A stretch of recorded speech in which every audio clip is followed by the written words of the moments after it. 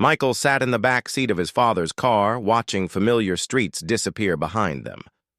His stomach twisted with nervousness as they drove toward Riverside Academy, one of the most prestigious boarding schools in the country. His parents had been talking about this moment for months, calling it the best opportunity for his future. The 13-year-old boy pressed his face against the window, trying to memorize everything about home. The local park where he played soccer with friends, the corner store where he bought candy after school, the library where his mother took him every Saturday. All of these places would soon become distant memories. "You're going to love it there, son," his father said, glancing in the rearview mirror. "I went to boarding school too when I was your age. It builds character, teaches independence." His mother turned around with a forced smile. "And think of all the new friends you'll make. Boys from all over the world attend Riverside Academy. You'll learn so much." Michael nodded quietly. But inside, he felt scared. He had never been away from home for more than a week at summer camp. Now he would be living at school for months at a time, only coming home during holidays and some weekends. The car turned through massive iron gates with Riverside Academy, Eastern 1892, written in gold letters. Ancient oak trees lined the driveway, leading to impressive stone buildings that looked like something from a movie. Students in navy blazers and gray trousers walked across perfectly manicured lawns, carrying books and sports equipment. "Look at those facilities," his father said, excitedly, pointing to a modern sports complex. "They have an Olympic-sized swimming pool, tennis courts, and even a golf course. This place costs more than most people's yearly salary, but it's worth every penny." They parked in front of the main administration building where other families were saying their goodbyes. Some boys looked excited, laughing with their parents and taking selfies. Others, like Michael, seemed nervous and quiet. A tall man in an expensive suit approached their car. "You must be the Richardson family. I'm Mr. Wellington, the headmaster. Welcome to Riverside Academy." Mr. Wellington had silver hair and kind eyes, but there was something about his smile that didn't reach those eyes. He shook hands with Michael's parents while talking about academic excellence and character building. "Michael will be in Hawthorne House," Mr. Wellington explained, leading them toward one of the dormitory buildings. "Our house system creates a sense of belonging and healthy competition between students." They walked through hallways lined with photographs of former students who had become politicians, business leaders, and celebrities. Everything looked expensive and impressive, from the marble floors to the crystal chandeliers. Michael's dormitory room was on the 3rd floor, shared, with another boy named James who had already arrived. James seemed confident and friendly, helping Michael unpack his suitcase while telling stories about his previous boarding school experience. "The first few weeks are always tough," James whispered when the adults weren't listening. "But you get used to it.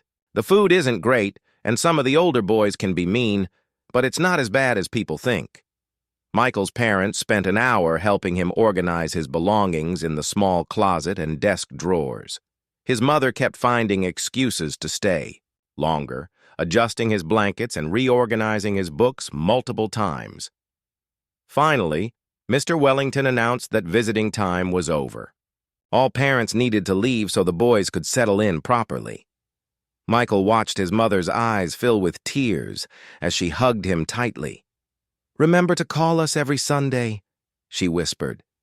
"And write letters. I put stamped envelopes in your desk drawer." His father's goodbye was shorter but equally emotional. "Make us proud, son. Work hard, follow the rules, and everything will be fine." Michael stood at his dormitory window, watching his parents' car disappear down the tree-lined driveway. Other boys around him were doing the same thing, some crying quietly, others trying to look brave.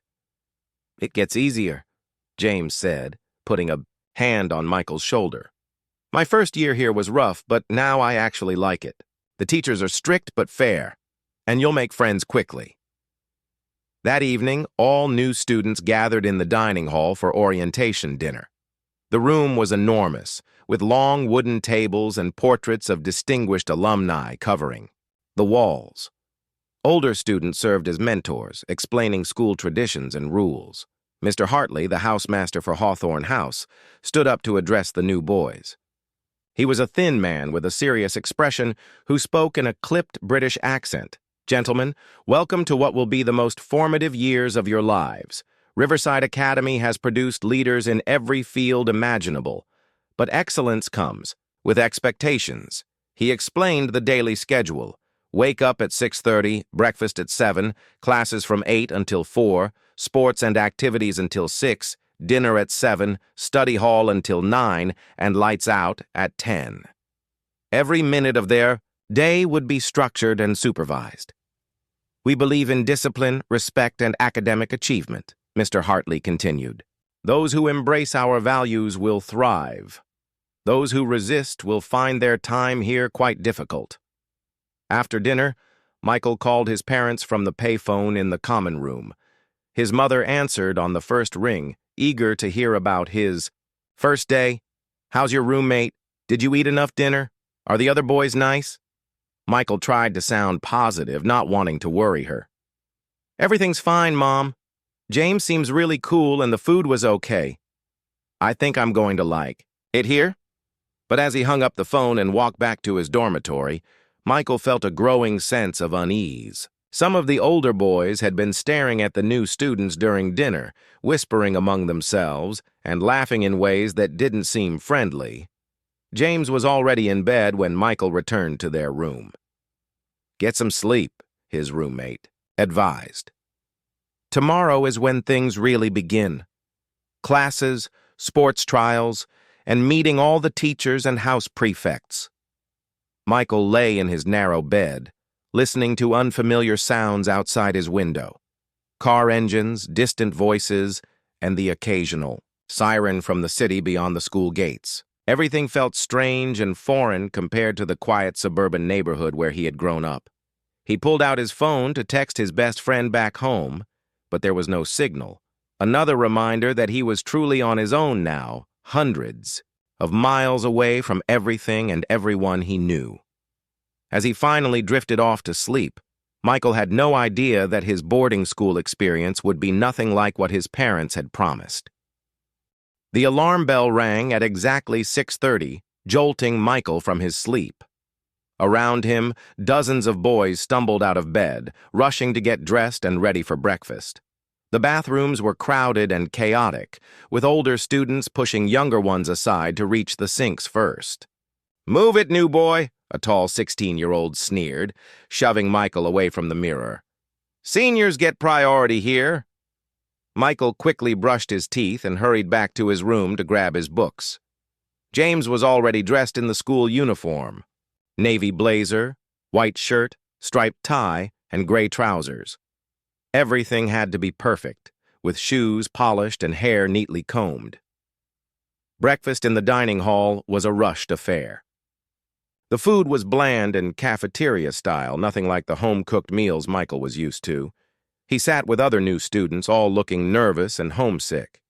"The trick is to stay invisible," whispered a boy named David who had arrived the day before. "Don't draw attention to yourself, especially from the older boys or the prefects." Michael soon learned what David meant. The school had a complex hierarchy where senior students held almost as much power as teachers.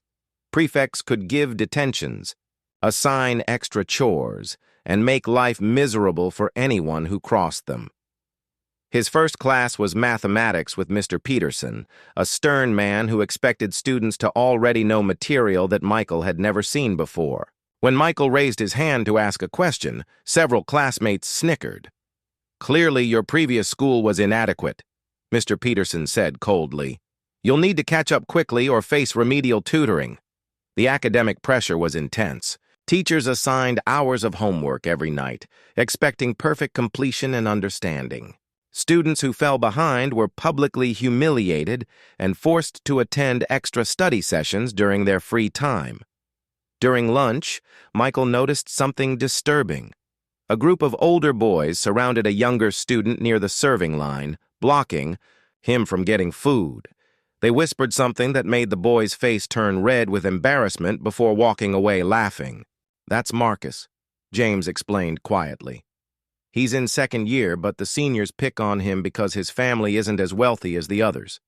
His parents sacrifice everything to send him here, but some boys think he doesn't belong." Michael watched. Marcus sit alone at a corner table, eating a small sandwich instead of the hot meal everyone else had. It was his first glimpse into the cruel social dynamics that existed beneath the school's prestigious exterior. Afternoon brought sports trials, where new students were evaluated for various teams. Michael had played soccer at his old school and hoped to continue here. But the tryouts were brutally competitive, with coaches screaming at boys who made mistakes.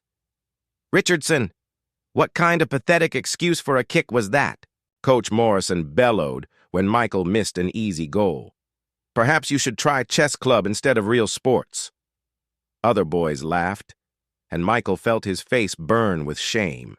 He had always been confident in his athletic abilities, but here, he felt clumsy and inadequate compared to students who had been training at elite clubs since childhood. The worst part came during evening study hall. Prefects patrolled the library, supposedly helping younger students with homework, but Michael quickly realized they used their authority to intimidate and bully. "Let me see your mathematics assignment," demanded Thomas, a prefect with cold blue eyes and a cruel smile. He was 17 and captain of the rugby team, which gave him enormous status among students. Michael handed over his carefully completed homework, proud that he had managed to solve most of the problems despite the difficulty. Thomas looked through it for a moment before tearing the pages in half. "Sloppy handwriting," Thomas said loudly enough for other students to hear. "Do it again, and this time make it neat enough for human beings to read." Michael stared in shock at his destroyed homework. Hours of work ruined for no real reason. Around him, other boys avoided eye contact, grateful that Thomas had chosen someone else as his target. "But I spent 3 hours on that," Michael protested weakly. "Are you questioning my judgment?" Thomas stepped closer, using his height and muscle to intimidate. "Maybe you need to learn about respect." Michael quickly shook his head and began copying his assignment from memory, hands trembling with anger and humiliation. He was beginning to understand that academic excellence meant nothing if you couldn't navigate the social power structure. That night, he tried calling his parents again, but the single payphone had a long line of homesick boys waiting to use it. When his turn finally came, it was past the designated calling time, and a prefect ordered him back to his dormitory. "Phone privileges are earned, not guaranteed," the prefect announced.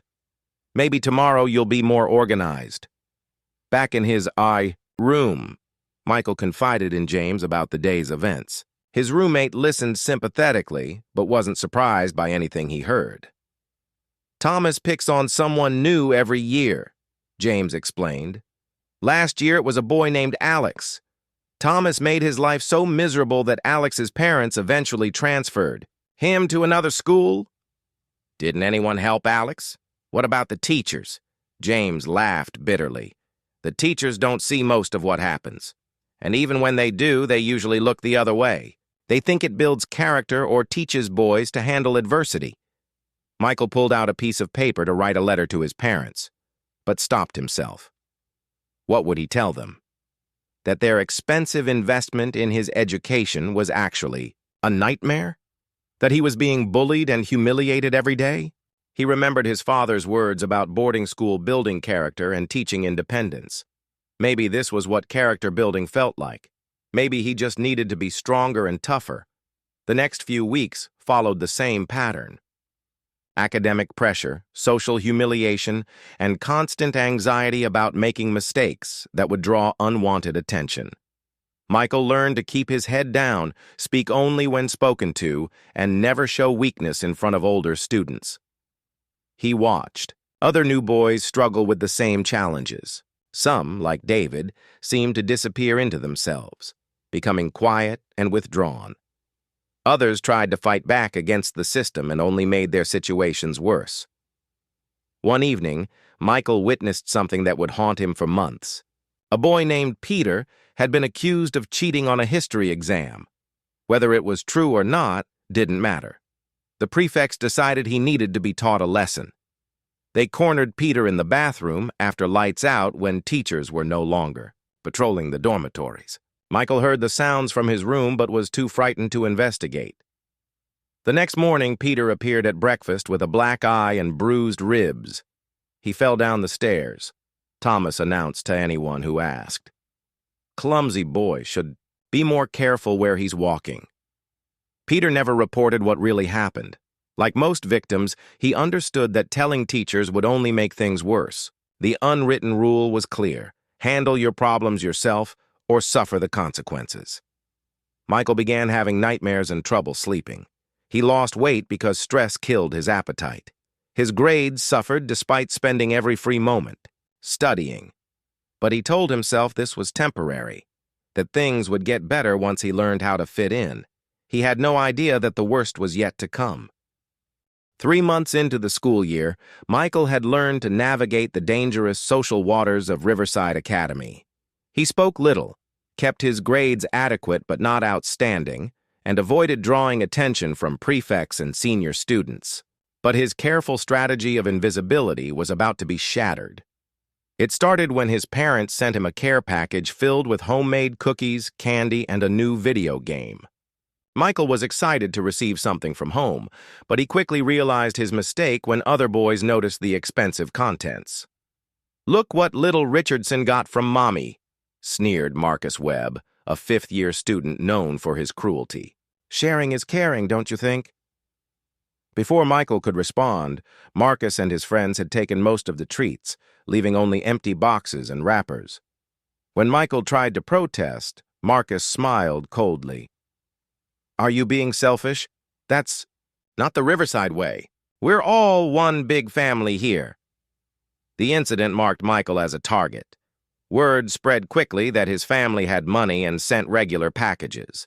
Soon, older students began demanding contributions whenever he received anything from home. James tried to warn him. "You need to be more careful.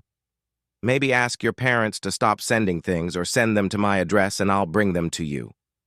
But Michael was tired of being afraid all the time.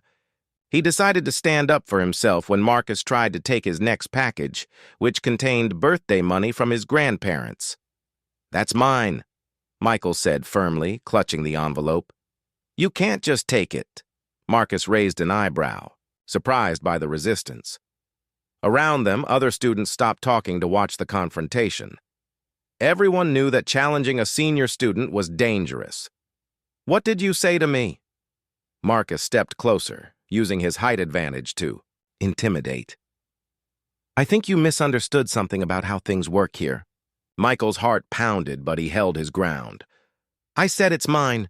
My grandmother sent it for my birthday." The slap came so fast that Michael didn't see it coming. His head snapped to the side, and his cheek burned with pain. Around them, students, scattered, not wanting to be witnesses to what was happening. "Let me explain the rules again," Marcus said calmly, as if nothing had happened. "Everything you have belongs to the house. We share resources to build character and community spirit. Unless you think you're better than everyone else?" Michael's eyes filled with tears, more from humiliation than physical pain. He handed over the envelope, knowing that fighting back would only make things worse. That night, he finally called his parents to tell them what was happening. But when his mother answered the phone, her voice was so happy and excited that he couldn't bring himself to ruin her mood. "How's my birthday boy? Did you get our package? I hope you're sharing those cookies with your friends." "Yes, Mom. Everything's fine. I'm sharing." "And your grades? Are you keeping up with the coursework?" Michael looked around the phone booth, making sure no one was listening. "It's challenging, but I'm managing. We're so proud of you. Your father keeps telling everyone about his son at Riverside Academy. He's already planning your university applications." After hanging up, Michael felt more alone than ever. His parents were living in a fantasy world where boarding school was building his character and preparing him for success. They had no idea that their son was being systematically broken down by a culture of abuse and intimidation. The situation escalated when Michael received his first report card. Despite his efforts, his grades were mediocre at best. His mathematics teacher had written comments about his attitude problem and lack of effort. His English teacher noted that he seemed distracted and uncommitted. Mr. Hartley, the housemaster, called Michael to his office to discuss the disappointing results. The office was intimidating, with dark wood paneling and portraits of former headmasters staring down from the walls. "Your parents are paying considerable fees for your education here," Mr. Hartley said, not inviting Michael to sit down. "These grades suggest you're not taking advantage of the opportunities we provide." Michael wanted to explain about the constant stress, the bullying, the sleepless nights spent worrying about tomorrow's humiliations. But he knew it would sound like excuses. "I'm trying my best, sir." "Clearly, your best isn't sufficient. Perhaps you need additional motivation." Mr. Hartley assigned Michael to detention every day after school for 2 weeks. Instead of participating in sports or clubs, he would spend his afternoons cleaning classrooms and organizing storage rooms. The punishment was meant to be private, but word spread quickly through the school's gossip network. Now everyone knew that Michael was in trouble with the administration, making him an even bigger target for student predators. Thomas, the rugby captain who had torn up his homework months earlier, took particular pleasure in Michael's downfall. During study hall, he would make Michael perform humiliating tasks like polishing his shoes or organizing his locker. "Richardson, come here," Thomas would call out loudly, making sure other students were watching. "My boots are muddy from practice. Clean them." Michael would kneel on the floor, using his own socks to wipe dirt from Thomas's expensive leather boots, while other boys laughed and whispered. The humiliation was worse than any physical pain. But the breaking point came during a weekend when most students had gone home for a short break. Michael's parents couldn't afford the travel expenses, so he remained at school with about 20 other boys, mostly from overseas families.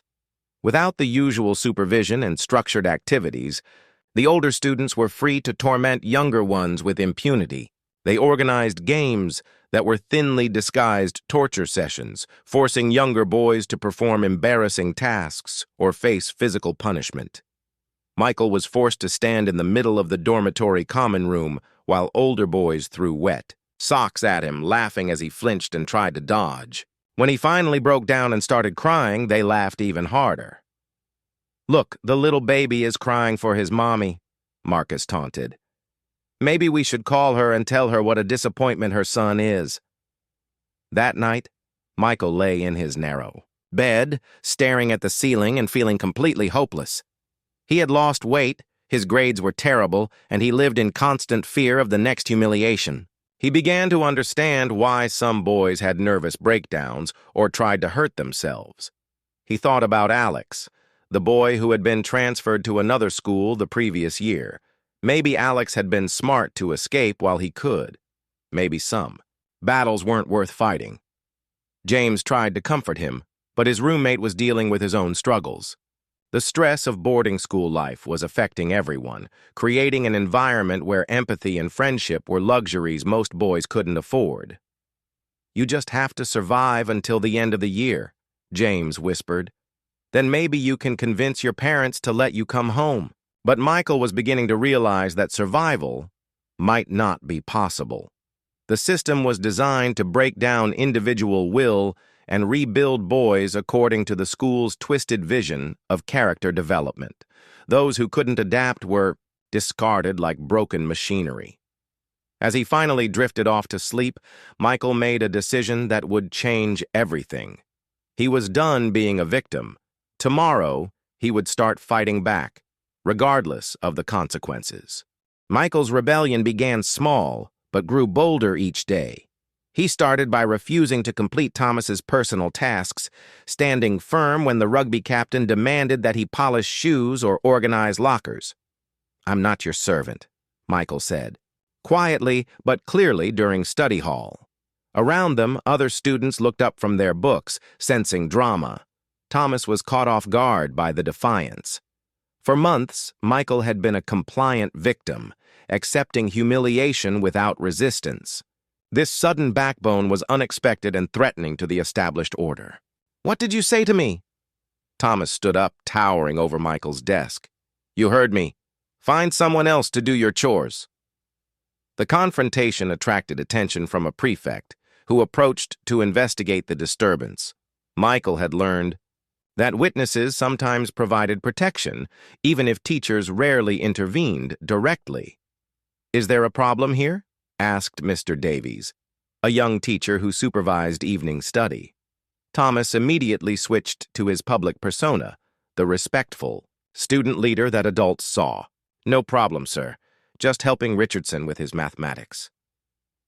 Mr. Davies looked suspicious but had no evidence of wrongdoing. "Keep it down, then. Other students need to concentrate."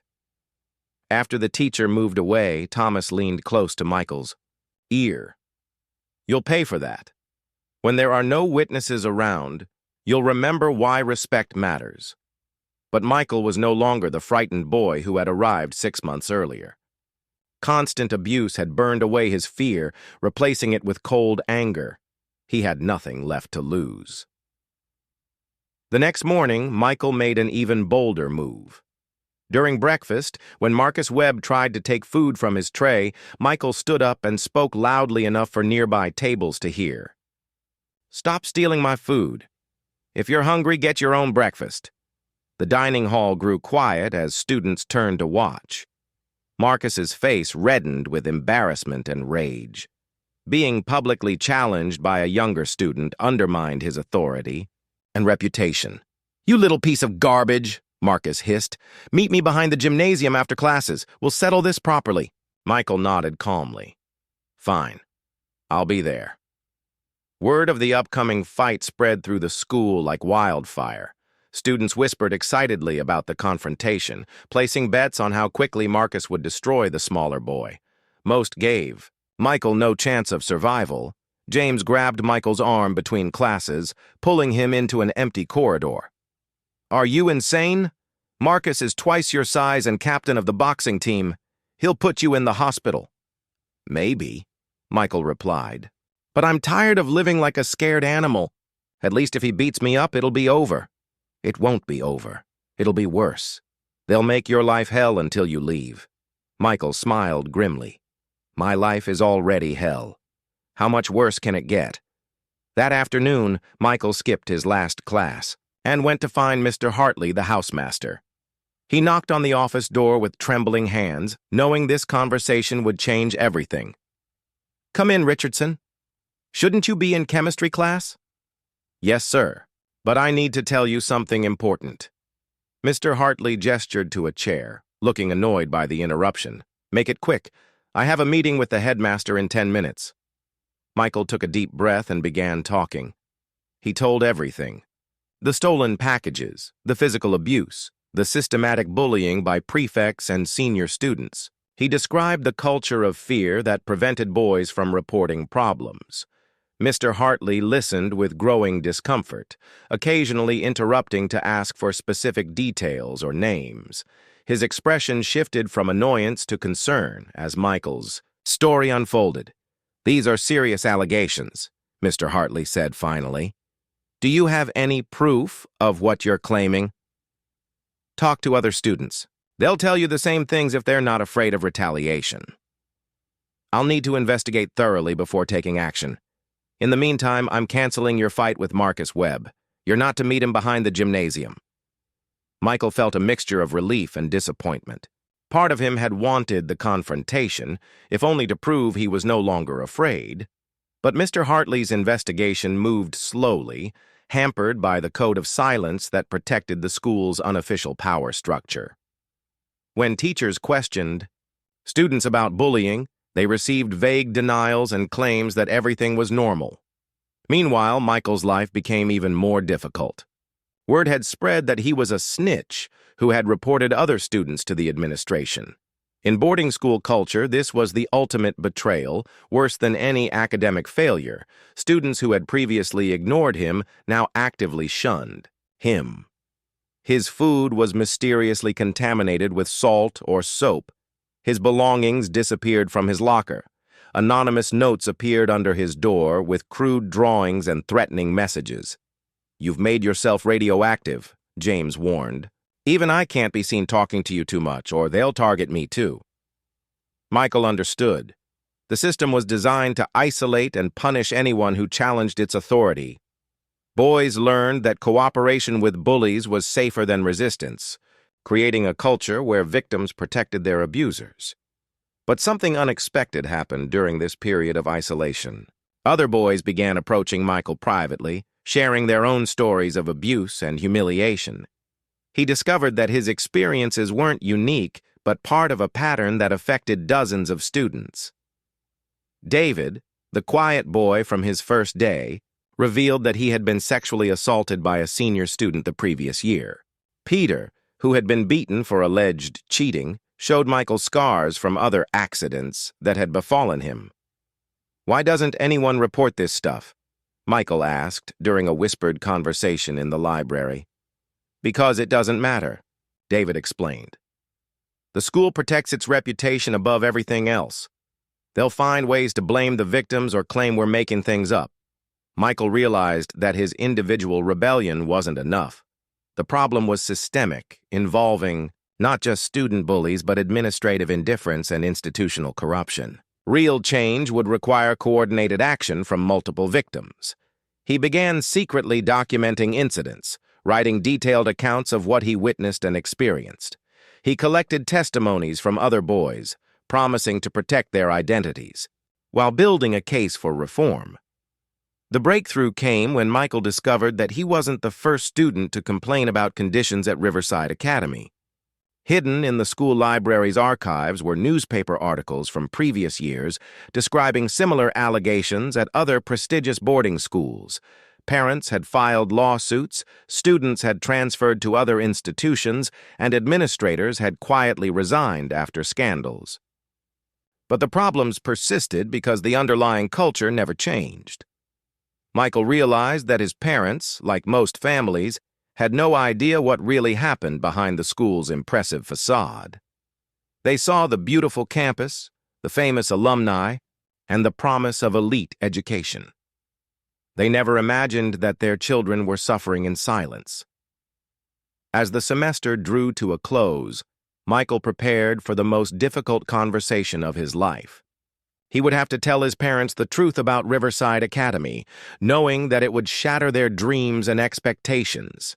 He had evidence now, documentation that would be impossible to dismiss or explain away.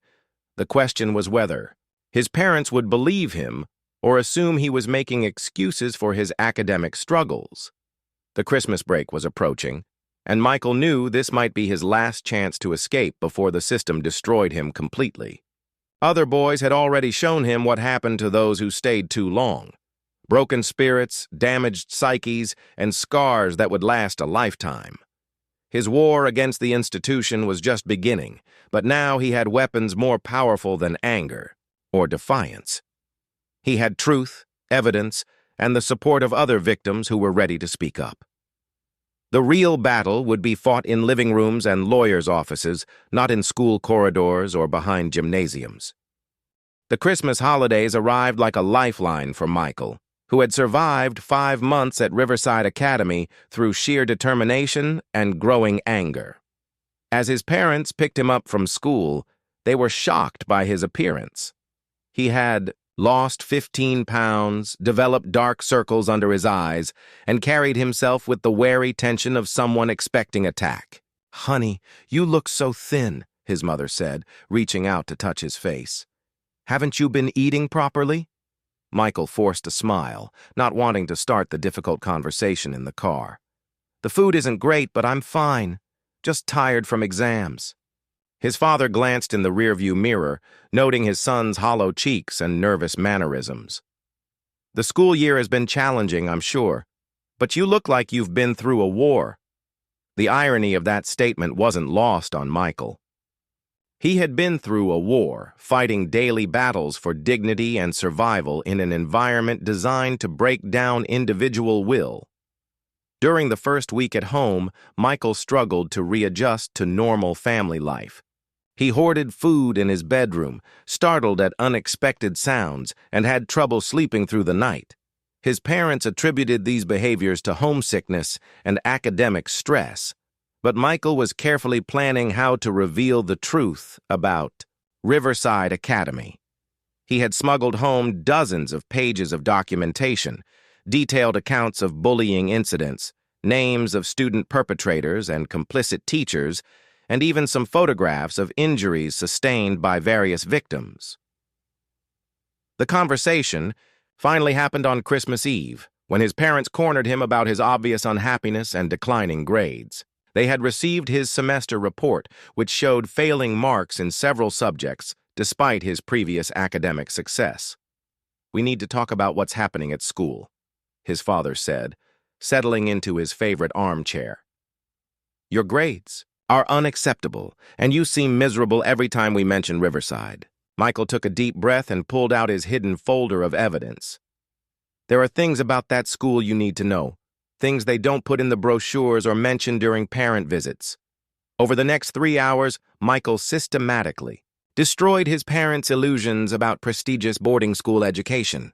He showed them photographs of bruises, read testimonies from other students, and described in clinical detail the culture of abuse that pervaded every aspect of school life. His mother began crying halfway through his presentation. "Why didn't you tell us sooner? We could have helped you. I tried to hint at problems, but you were so proud of getting me into Riverside. And honestly, I thought maybe this was normal. Maybe I was just weak or couldn't handle the pressure." His father's reaction was more complex. Years of believing in the character-building value of harsh discipline made it difficult for him to accept that his son had been systematically abused rather than toughened by adversity. "Some of this sounds like typical boyish roughhousing," he said defensively. "When I was at boarding school, older boys were strict with younger ones. It taught us respect and hierarchy." Michael pulled out photographs of David's injuries from the sexual assault, Peter's scarred ribs from beatings, and documentation of the systematic theft and humiliation that defined daily life at Riverside. "This isn't character building, Dad. This is torture. Boys are being destroyed, not strengthened." The evidence was overwhelming, impossible to dismiss as exaggeration or teenage drama. His parents realized they had sent their beloved son into an abusive environment and paid enormous fees for the privilege. His mother was devastated by guilt and self-recrimination. "We wanted the best for you. All the articles said Riverside produced successful leaders. We thought we were giving you opportunities we never had." The successful alumni survived despite the abuse, not because of it. And plenty of boys don't survive. They transfer out broken, develop mental health problems, or worse. Michael showed them newspaper clippings he had researched about suicides and nervous breakdowns at elite boarding schools, part of a pattern that institutions worked hard to conceal from prospective families. His father's business instincts kicked in as he studied the documentation. "This is institutional negligence at best, criminal abuse at worst. We need lawyers, not just school administrators." That night, Michael slept peacefully for the first time in months, knowing that his parents finally understood the truth and were prepared to fight for him. But he also knew that challenging Riverside Academy would be difficult and expensive. The school had resources, connections, and decades of experience managing scandals. They would deny everything, attack his credibility, and make the process as painful as possible for families who dared to complain. His parents. Michael's return to Riverside Academy marked the beginning of the most dangerous phase of his mission. Word had spread during the Christmas break that he had been asking questions and gathering information about school conditions. The administration and student leadership were suspicious and watchful. Mr. Hartley called Michael to his office on the first day back, ostensibly to discuss his academic performance, but really to gauge his intentions. I trust you had a refreshing holiday with your family, the housemaster said, studying Michael's face for signs of rebellion or plans for trouble. Yes, sir. Very refreshing, Michael replied calmly, giving nothing away. Your grades last semester were disappointing. I hope you've used the break to reflect on your commitment to academic excellence. Michael nodded respectfully while hiding a small recording device in his pocket, evidence that would later prove the school's awareness of student problems and administrative indifference to solutions. The older students were more directly threatening. Thomas cornered Michael in the bathroom within hours of his return, accompanied by 2 other rugby players who blocked the exits. I heard you've been talking to people during the holidays, Thomas said, stepping close enough that Michael could smell his aftershave, spreading stories about school life. I don't know what you mean, Michael replied, maintaining eye contact despite his racing heart. Let me be very clear about something.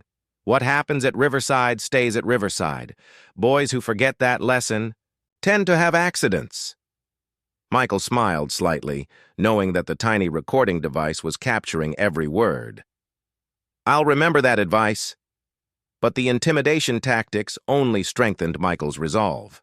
He had returned to school with a clear mission and the knowledge that his parents and a team of lawyers were supporting him from the outside. Over the following weeks, he carefully documented new incidents of abuse while maintaining the appearance of a compliant student. He witnessed Marcus Webb forcing younger boys to perform sexual acts in exchange for protection from other bullies. He recorded Thomas bragging about seriously injuring students who had crossed him in previous years. Most importantly, he gathered evidence of administrative knowledge and cover-up attempts. Teachers discussed student problems in faculty meetings, then took no meaningful action to address them. The headmaster received written complaints from parents but dismissed them as exaggeration or misunderstanding. James, his roommate, became increasingly worried about Michael's behavior. You're playing with fire. These people will destroy you if they realize what you're doing. They're going to be destroyed first, Michael replied quietly. I have enough evidence to shut this place down. The breakthrough came when Michael discovered that Riverside Academy was already under investigation by state education authorities for financial irregularities. The school was falsifying enrollment numbers and misusing taxpayer funds designated for student welfare programs. This information gave his family's legal team additional leverage to demand institutional changes rather than just monetary settlements. The school's academic reputation and financial stability were both at risk if their abusive practices became public knowledge. Michael's lawyer arranged a meeting with investigative journalists who specialized in educational scandals. The story was compelling. A prestigious institution systematically abusing students while charging enormous fees and maintaining a facade of academic excellence. The first newspaper article appeared on a Sunday morning, sending shockwaves through the educational community. Elite boarding school accused of systemic student abuse dominated the front page of the state's largest newspaper, complete with photographs and detailed testimonies. Michael woke up that morning to find the school in chaos. Parents were calling demanding explanations. Alumni were threatening to withdraw donations, and administrators were desperately trying to control the narrative. Mr. Wellington, the headmaster, called an emergency assembly to address the malicious lies being spread about the school. But his defensive speech only drew more attention to the allegations and prompted additional families to come forward with their own stories. Within 48 hours, the local district attorney announced a criminal investigation into allegations of child abuse and institutional negligence. State education officials suspended the school's accreditation pending a thorough review of policies and practices. Michael found himself at the center of a media storm that reached far beyond Riverside Academy. Other boarding schools faced scrutiny as parents and investigators questioned whether systemic abuse was common throughout elite educational institutions. His parents received dozens of calls from other families sharing similar experiences at different schools. The problem was bigger than anyone had realized, involving hundreds of students and multiple institutions across the country, but the personal cost was enormous. Michael received death threats from alumni who blamed him for damaging their school's reputation. Some students' families faced social ostracism from communities that viewed Riverside Academy as a symbol of privilege and success. The legal battles continued for months, with the school's lawyers attempting every possible strategy to discredit Michael and other witnesses. They hired private investigators to dig up embarrassing information about families who supported the lawsuit. Through it all, Michael maintained his focus on the larger goal, creating real change that would protect future students from the experiences he had endured. The media, attention, and legal pressure eventually forced Riverside Academy to implement meaningful reforms. The abusive prefect system was abolished, with adult supervision replacing student authority over younger boys. Anonymous reporting systems were established for victims of bullying or assault. Regular independent audits would monitor compliance with new safety protocols. Most importantly, the culture of silence that had protected abusers was permanently broken. Students and parents now understood that speaking up about problems was not only acceptable, but necessary for maintaining a safe educational environment. Michael never returned to Riverside Academy, finishing his education at a local public school, where he thrived academically and socially. But his experience had changed him profoundly, turning a frightened boy into a confident advocate for institutional reform. Years later, as a college student studying education policy, Michael continued, working to expose and prevent institutional abuse. He spoke at conferences, consulted with lawyers on similar cases, and mentored other young people who had survived traumatic school experiences. The lawsuit against Riverside Academy was eventually settled for millions of dollars, with funds designated for victim counseling and educational reform initiatives. But for Michael, the real victory was knowing that current students at the school lived in a safer environment than he had experienced. His story became a cautionary tale that parents across the country used when evaluating educational options for their children. The prestigious name and impressive facilities of elite boarding schools were no longer sufficient to overcome concerns about student welfare and institutional accountability. Michael's courage in speaking truth to power had created ripple effects that extended far beyond his individual experience, protecting countless other young people from the systematic abuse that had once defined life at institutions like Riverside Academy. The beautiful campus still impressed visitors with its ivy-covered buildings and manicured lawns. But now everyone understood that true educational excellence required more than academic rigor and social prestige. It demanded an environment where students could learn and grow without fear, intimidation, or abuse. For parents considering boarding school options, Michael's story served as a powerful reminder that no educational opportunity was worth sacrificing their child's safety, dignity, or mental health. The most important lesson was simple. Always trust your child's experiences over institutional promises and never hesitate to act when something seems wrong.